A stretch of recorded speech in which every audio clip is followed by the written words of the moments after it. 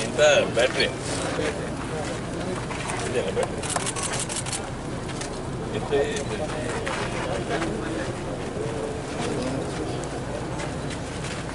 30 kilometres పోతాయి speed కూడా ఉంటుంది రైస్ ఉందిగా ఎంకే ఉన్నాయా చూడాలి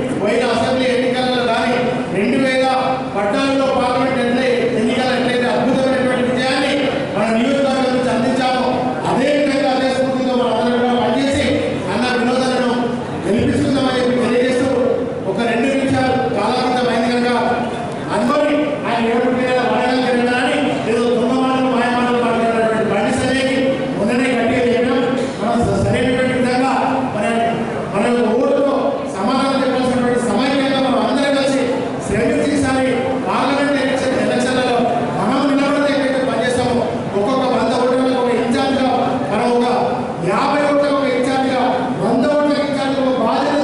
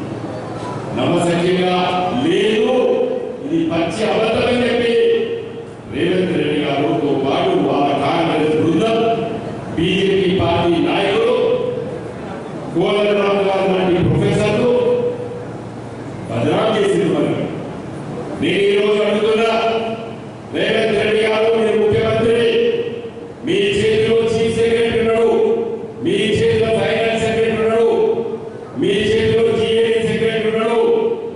మేము నింపిన 1,60,60,000 ఉద్యోగాలకి నువ్వు జనవరి జీతం ఇస్తావు, ఫిబ్రవరి జీతం ఇస్తావు. అవునా కాదా? మనం ఎంత చెప్పినా కూడా ప్రచారంలో ఎంత బుద్ధిలో చెప్పినా కూడా ప్రజలు నమ్మలేదు. నమ్మకుండా దుర్మార్గంగా దుష్ప్రచారం చేసిండ్రు ఈ 2 రాజకీయ పార్టీ. నువ్వు 2 లక్షల ఉద్యోగాలు ఇస్తున్నావు. నిన్న ఇంతకంటే ఏమంటాడేమో 7,000 ఇస్తాను, నిన్న ఇంకొక 40,000 ఉద్యోగాలు ఇస్తున్నాను. ఇవి నువ్వు నింపలేదు, మేము మా ప్రభుత్వం పరీక్షలు పెట్టింది. నువ్వు నింపినవా? ఎట్లా నీ ఖాతాలో వేసుకుంటావు? అది డిసెంబర్ 2022 నోటిఫికేషన్ ద్వారా పరీక్షలు పెట్టి సెప్టెంబర్ అక్టోబర్లో ఇవ్వాలనుకుంటే అప్పటి వరకు కోర్టులో కేసులు, తర్వాత ఎలక్షన్ కోడ్ రావడం వల్ల మన 7,000 మందికి ఇవ్వలేదు. ఇప్పుడు 40,000 మందికి పరీక్షలు పెట్టినాం, కంప్లీట్ అయ్యాయి. వాటి రిజల్ట్స్ డిక్లేర్ అయ్యాయి. ఈ 2-3 మాసాల వాళ్ళందరూ కూడా నింపుతాం. అది నీ ఖాతాలో వేసుకోవద్దు, అది మా ఖాతా. 1,60,000 మంది ఉద్యోగాలు చేస్తున్నారు, జీతాలు ఎత్తుకుంటున్నారు. గత 8 సంవత్సరాలు, 9 సంవత్సరాలు, 6 సంవత్సరాలు, 4 సంవత్సరాలు 40,000 పరీక్షలు పెట్టినాం. ఇంకొక 32,000 ఉద్యోగాలు ఖాళీలు చూపించినాం. ఈ 2,32,000 ఉద్యోగాలు కాకుండా నువ్వు 2 లక్షల ఉద్యోగాలు ఉన్నాయి ఇస్తామని చెప్పినావు. అందుకే నేను రేవంత్ రెడ్డి గారిని, ప్రొఫెసర్ కోదండరామ్ గారిని కోరుతున్నా, ఈ ఫిబ్రవరి చివరి వరకు ఏ ఖాళీలు అన్ని కూడా నోటిఫై చేయండి. మీరన్నట్టు డిసెంబర్ 24 వరకే నింపండి. కానీ ఈ నిరుద్యోగ యువకులకి మీరు రెచ్చగొట్టి వాళ్ళకు చెప్పినటువంటి విషయాలు వాళ్ళు సంతృప్తి పడాలంటే, మీ పైన నమ్మకం ఉండాలంటే, మీరు చెప్పిన మాటలు నిజమని అనుకోవాలంటే ఆ నోటిఫికేషన్ ఉద్యోగాలు ఎన్ని ఖాళీ ఉండేటువంటి ప్రయత్నం చేయడం. మేము గత 10 సంవత్సరాలు 2 లక్షల ఉద్యోగాలు నింపిన 1,40,000 నింపిన పనిచేస్తున్నారు. 40,000 ఈ నెల వచ్చే నెలలో నిండుతారు. మిగతా 2 లక్షలు ఇబ్బంది పెట్టుకుంటున్నారు. చాలా విషయాలు ఉన్నాయి. ఇక్కడ మీరు ఉన్నటువంటి మండలాలు, మన మల్యాల మండలము, కొడిమ్యాల మండలము, చొప్పదండి మండలము, గంగాధర మండలము, రామడు మండలము, బోయపేట మండలంలో ఉన్నటువంటి నాయకత్వం మొత్తం కూడా వేదిక పై ఉన్నారు.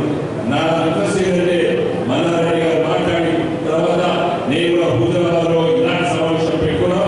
అక్కడ వెళ్తున్న కాబట్టి సీనియర్ నాయకులు అందరూ కూడా ఏ మండలం కూర్చోలేదు. ఇక్కడ సరిపోయి కొన్ని పక్షులు ఉంటాయి, ఆ పక్షులు ఎగిరిపోతాయి. పోతే పోయండి, భద్రాడండి, పోకోమా చెప్పండి, రిక్వెస్ట్ చేయండి. ఆ రిక్వెస్ట్ చేసినా కూడా పోతే నువ్వు ఏదో పోతావు కూడా అవుతారా? కానీ భద్రాడండి, ఉన్నది చెప్పండి. పార్టీ కష్టాల్లో ఉన్నప్పుడు ఉన్నవాడే నిజమైనటువంటి పోరాట యోధుడు.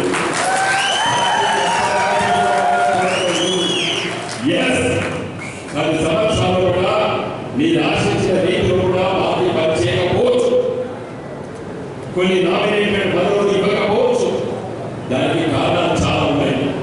మీరు ఇదివరకు సంవత్సరంలో చెప్పిన కేసీఆర్ గారు కేవలం మన తెలంగాణ ఆగమైంది. ఈ 10 సంవత్సరాలు కరెంటు తీసుకురావాలి, నీళ్లు తీసుకురావాలి, వాటి జరిగినటువంటి ఇబ్బందులు అన్నింటి కోసము తన సమయాన్ని అంతా కూడా కేటాయించారు. నాకు తెలుసు, దగ్గర నుంచి చూశాను.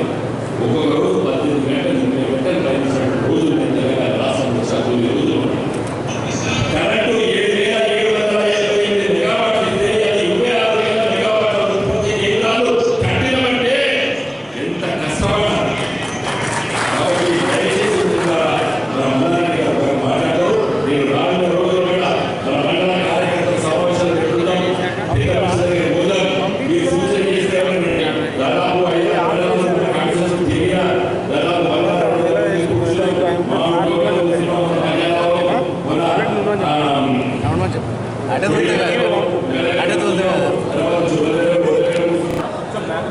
చొప్పదండి నియోజకవర్గంలో పార్లమెంటుకు సంబంధించి మన సభాధ్యక్షుడు మన మాజీ ఎమ్మెల్యే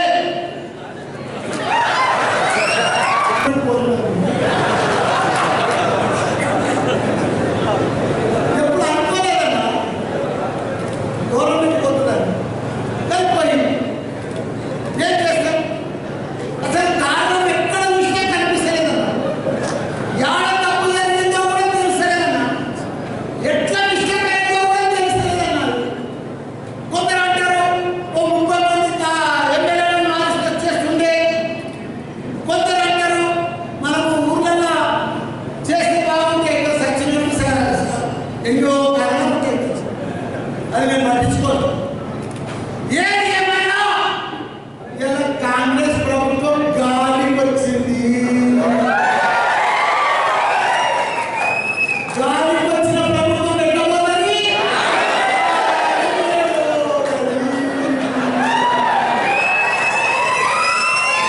వాళ్ళ గ్యారంటీలే వాళ్ళకు గాలిని తీసుకొని పోతాయి. అలా ఒక్క గ్యారంటీ సరిగ్గా లేదు. అవన్నీ పోగొట్టి గ్యారంటీ వాళ్ళు చెయ్యరు, నిలబడరు. చక్కగా ఎక్కడైతే గాలి తుఫాను వస్తుందో అదే గాలి తుఫాను కొట్టుకొని పోతారు. దాంట్లో డౌటే లేదు. కాకపోతే మనం ఏం చేయాలి అన్నా? మనం 10 ఏళ్ల ముందు మనకి కాంగ్రెస్ ప్రభుత్వం ఉందన్నా. అప్పుడు ఒక కరెంటు లేకుండే, ఒక నీళ్లు లేకుండే, ఒక సాగునీరు లేకుండే, ఒక ఉద్యోగాలు లేకుండే, ఒక పంట పండకపోవు, ఒక రైతు బంధు లేకుండే, ఒక కళ్యాణ లక్ష్మి లేకుండే, 200 ఆసరా పింఛన్ ఉందన్నా. మన సీఎం కేసీఆర్ అన్నా 14 ఏళ్ళు మన పాలనగా సత్యంగా పోయి మన తెలంగాణ సాధించిందన్నా. తెలంగాణ సాధించిందన్నా. ఈ కరీంనగర్ కట్టబడితే ఆయన సాధించిందన్నా. కొట్లాడి చేసి గడికి 5 లక్షల్లో పోయి ఎంపీకి 2 సార్లు 5 లక్షల్లో పోయి ప్రతిదీ కూడా నాకు వాస్తు, నా గడ్డ, తెలంగాణ గడ్డ, నా కరీంనగర్ గారి గడ్డ అని చెప్పి అసలు కొట్లాడి చేసి సాధించి ఇలా తెలంగాణను రాష్ట్రంలో దేశంలోనే ఒక ఆదర్శ రాష్ట్రంలో తీసుకొచ్చిందన్నా. మనం అన్నింటిలో రాష్ట్రం నెంబర్ 1 అన్నా. ప్రతి దాంట్లో దేశంలో చూసుకో. ఇలా 12,749 గ్రామాలు ఉంటే ప్రతి గ్రామంలో ఒక గ్రేవ్ యార్డు, ఒక డంపింగ్ యార్డు, ఒక ట్రాక్టర్, ఒక ట్రాలీ, ఒక నర్సరీ, ఒక క్రీడా మైదానము, తాగునీరు, సాగునీరు, 24 గంటల కరెంటు, ఇవన్నీ ఇచ్చిన ఘనత ఏకైక సీఎం దేశంలో ఎవరు చేయలేని పని మన సీఎం కేసీఆర్ చేస్తున్నారు. కళ్ళ ఒత్తులు వేసుకొని కడుపు చంపుకొని ఇంత కష్టపడి మన తెలంగాణ తీసుకొచ్చింది. ఎన్ని రకాలు ఒకనాడు తెలంగాణ ఎప్పుడు లేదు. ఇలా మన రోడ్ల మీద రైస్ మిల్లల ఏ రోడ్లకు, ఏ రైస్ మిల్లలకు, ఏ గోదాములకు ఒడ్లే ఒడ్లు పంటలే పంట. గోదావరి ఆంధ్రాన్ని మరిపించిన మన తెలంగాణ రైతాంగం. వాళ్ళకు రైతు బంధించి, రైతు ఇచ్చి, సకాలంలో ఎరువులు అందించి 3 లక్షల మెట్రిక్ టన్నుల దాన్ని పండించిన మన రైతాంగం. దేశానికి అన్నం పెట్టే రైతులను తయారు చేసిన మన కేసీఆర్. నమస్కారం. చదువులే పట్టుకున్నారు. జై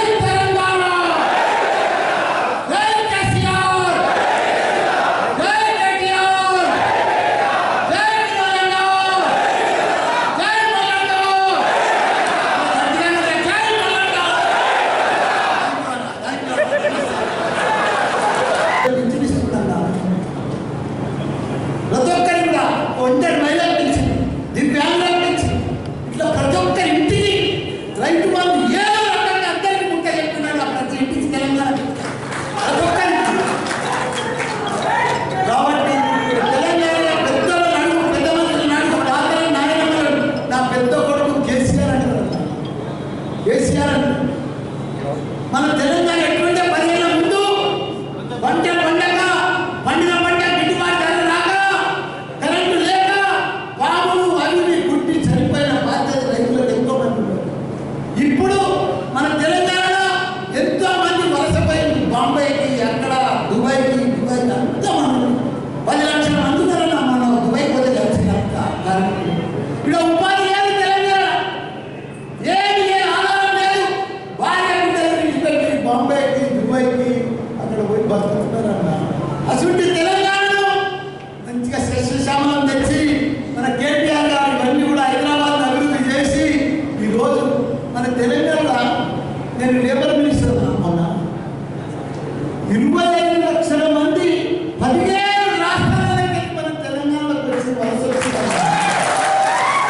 అంటే ఒకనాడు మన తెలంగాణకి వలస పోతుంటే ఈరోజు మనకి 25 లక్షల మంది మనకి బయటి రాష్ట్రాలకి 15 రాష్ట్రాలకి మన తెలంగాణలోకి వలస వచ్చిందంటే అది ఎంత అభివృద్ధి చెందితే, ఎంత కేసీఆర్ కేటీఆర్ గారు కృషి చేస్తే ఇంతమందికి ఉపాధి కలుగుతున్నారు మన తెలంగాణలో. ఇప్పుడు నేను మనకి 25 లక్షల మంది పనిచేస్తున్నారని కరోనా వచ్చినప్పుడు తెలిసింది. అంతమంది పనిచేస్తున్నారని మన తెలంగాణలో ఏ దైవాలను కేసీఆర్ కనిపిస్తారు, ఏ పెద్దమ్మను తాతమ్మను నాయనమ్మను కేసీఆర్ కనిపిస్తారు. వీళ్ళని చూస్తే ఏం భాషపైన ఉండాలి వీళ్ళ కేసీఆర్ చెప్తారు మేము బొమ్మ పెడతాం, నువ్వు 100 మీటర్లలో బొమ్మ పెడతావు. ఇవన్నీ పని చేస్తే పొంద పెడతారు వీళ్ళ నాయకులు, వీళ్ళ లీడర్లు. వీళ్ళు ఏమి చేయాలన్నా 56 ఏళ్ళు ఈ కాంగ్రెస్ ప్రభుత్వం దేశంలో రాష్ట్రంలో పరిపాలించింది. ఒక కరెంట్ ఏమి దరిద్రం చేసిపోతున్నారు. అదే మన కేసీఆర్ వీళ్ళు వచ్చింది గాలి వచ్చిన పార్టీ మన దేశంలో వాళ్ళంతా ఇప్పుడు దగ్గరకు వచ్చింది. అక్కడ ఇప్పుడు వాళ్ళు ఇండియా కూడా ఉండేది వాళ్ళకే పొందనుకుంటూ వస్తారు. వాళ్ళే పోతూనే ఉన్నారు. వాళ్ళంతా వాళ్ళు మొదలు ఇండియా కూడా భారతదేశంలో వస్తారు. ఏమీ రాదు. కాంగ్రెస్ ప్రభుత్వం రాజుగా వాళ్ళకున్న 40-50 సీట్లు కూడా ఇప్పుడు రావు. ఎందుకంటే మమతా బెనర్జీ వెళ్ళిపోయింది, ఆ పంజాబ్ వెళ్ళిపోయింది, ఆ నితీష్ కుమార్ బీహార్ వెళ్ళిపోయారు. ఎవరు ఒకడే రాహుల్ గాంధీ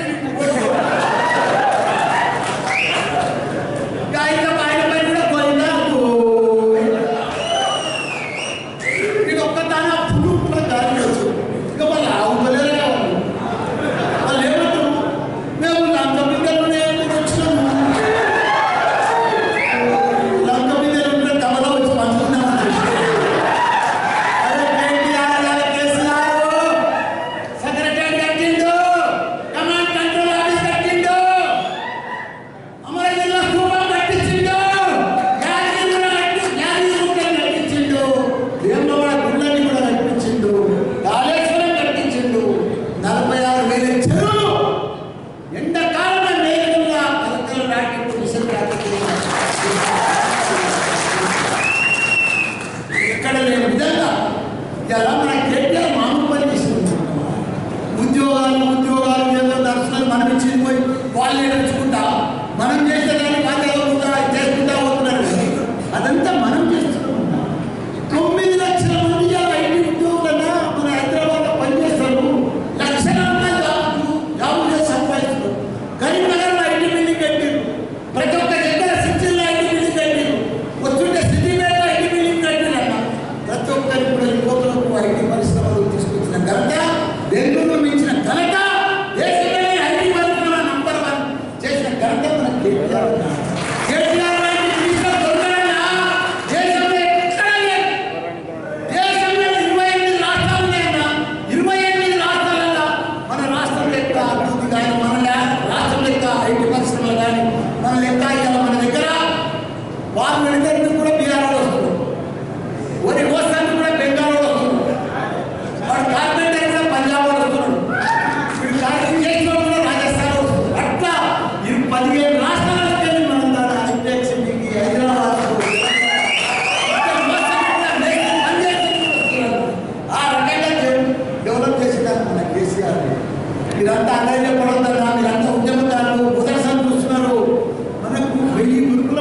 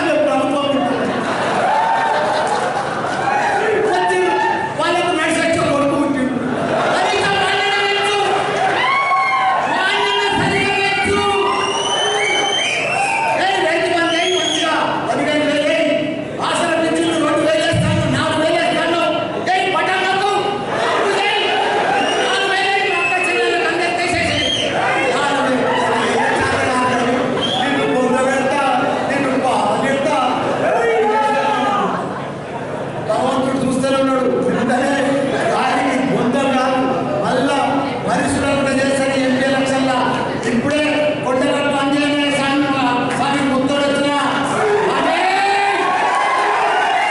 వచ్చింది, మోసం జరిగింది, ప్రజలకు అన్యాయం జరిగింది, మంచిగా నడిచేది.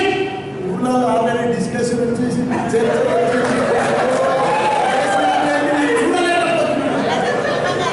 బాధపడుతున్నారు, ఇబ్బంది పడుతున్నారు, అందరూ కన్ఫ్యూజ్ అయిపోయారు, అయోమయం అయిపోయారు. కానీ ఆ ముందు ఇంకా చాలా ఉన్నాయి అక్కడ. వాళ్ళ ఇంకా చరిత్ర ఉన్నది రాజకీయంలో. ప్రతి ఒక్కటి కూడా పర్ఫెక్ట్గా ఆలోచన చేసింది. ఎలా తన పురోలను అభివృద్ధి చేసింది. మామూలు విషయం కాదు. ఇలా చిల్లర చెప్పాలంటే ఎంతమంది పెద్దలు ముద్రాలు, ఎంతమంది గొప్పలై ఒక్కొక్కటి రోజు 15 కిలోల పొరపాటు వస్తుంది. ఒక్కొక్కటి చెప్పాలి రోడ్డు పోతుంటే కేసీఆర్ అందరూ పోయిందా? అందరికీ కూడా అర్థమైంది. యుద్ధం కోసం జరిగిందని ఉంచలేదని వాళ్ళు కూడా చేస్తారు. వాళ్ళు ఇంకా 100 రోజులు అన్ని చేస్తారు. వాళ్ళు ఇయ్యలేరు.